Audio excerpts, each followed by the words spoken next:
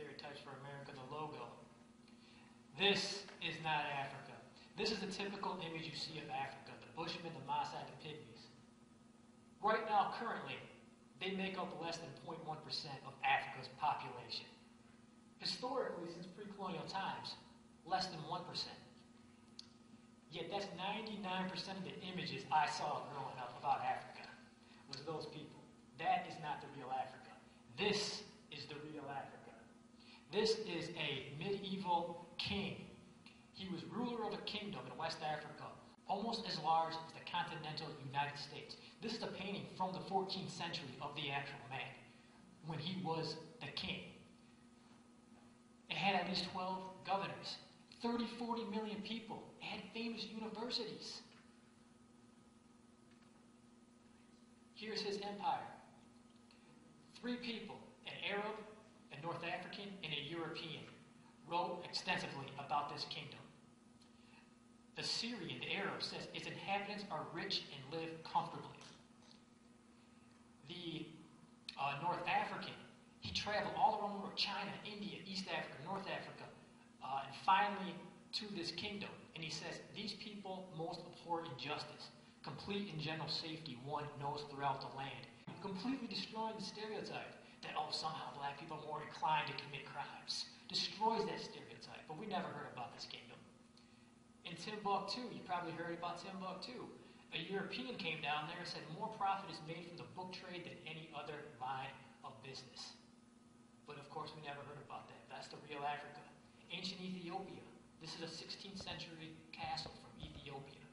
Ethiopia in ancient times was called the 3rd most powerful kingdom by ancient writers, behind Rome and Persia, but ahead of China. They may have been, historians think, the first kingdom that actually built stone castles like this. It wasn't until about 1,000 years later the Europeans learned of these castles when they came down for the Crusades. Also, the Ethiopians invented coffee, which I think a lot of us here can probably appreciate. I know I could. They also were the first kingdom to convert to Christianity. These are stone churches from ancient times.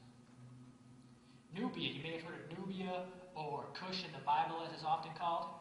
They were so powerful. They're in the present day Sudan, a little bit down in Uganda. They were so powerful that they defeated Roman, Greek, Persian, and Assyrian armies. They did, like Representative Noff said, they developed their own alphabet. And their alphabet included vowels, as the Egyptians did not include vowels, so it was actually more advanced than the Egyptians. And they also ruled over the largest kingdom ever in Africa when this man conquered Egypt. This man, Taharqa, was considered one of the top 4 military strategists of ancient times by an ancient Greek writer. Him and his family ruled over Egypt for roughly 100 years, restored its economy, restored its system of temple building. When the Assyrians were going around conquering everybody, they pushed him and his family back to Nubia. The Egyptian people rallied and put this man back in place. Like Representative Noff says, Black Africa is mentioned in the Bible quite a bit. Isaiah called Cush, or Nubia, a land of sailing ships, a people dreaded near and far, a nation strong and proud.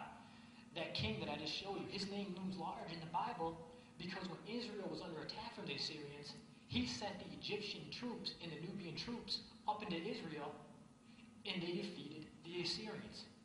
Moses married a Cushite woman, and the Queen of Sheba may have been from Ethiopia. We think maybe from the Arabian Peninsula, maybe from Ethiopia, we don't know. This is a 16th century city in Africa, the Congo, drawn by a European. Obviously, you can see how vibrant and bustling. Those little rows are all homes, little houses. Writing in Africa. There was all kinds of different 3 kingdoms that built their own systems of writing. And there was many other types of written communication all across Black Africa. Just never hear about it. But here is what we see. These people. The Bushmen. The Pygmies. Now you may think, well, maybe Africa just has more than any other people. Maybe they have more than Asia, Europe, South America. Well, not quite. There are 200,000 Bushmen and Pygmies combined. This is the real Africa, with kings, castles, pyramids. Those are knights from West Africa. West Africa had knights. They didn't just put armor on themselves. They put armor on their horses. When the Europeans came down, they said, these guys are as good as we are. You never hear about that. And I'll just do this last slide real quick. Since we're talking about Africa, these are the contributions Africans made when they first came to America, the skill set that they brought. First of all, the Africans introduced rice. In West Africa, they grew rice. They knew how to cook rice. They knew how to store it. They knew how to clean it. They knew where to plant the rice. And it came to dominate life in South Carolina, as it was quoted back in the late 1600s and early 1700s. This man Cinque, you may remember the movie Amistad. Steven Spielberg wrote about the slave revolt. Well, guess what? The leader of that slave revolt was a rich rice farmer in West Africa. That was just one contribution right away that the Africans made.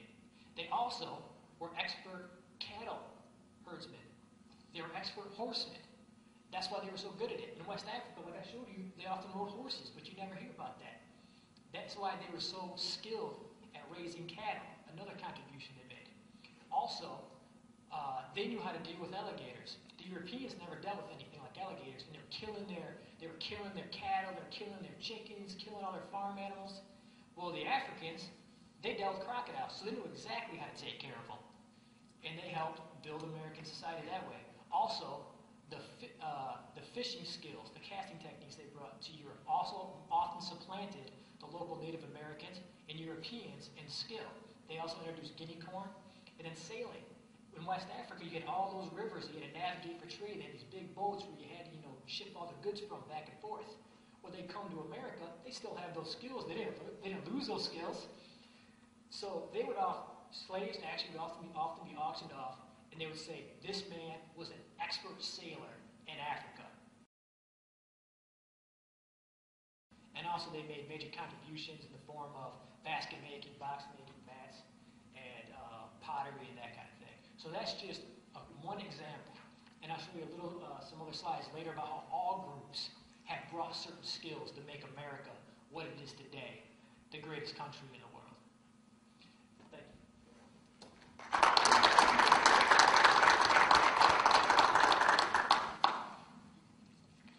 Well, thank you, Charles. I told you he was passionate and articulate, didn't I?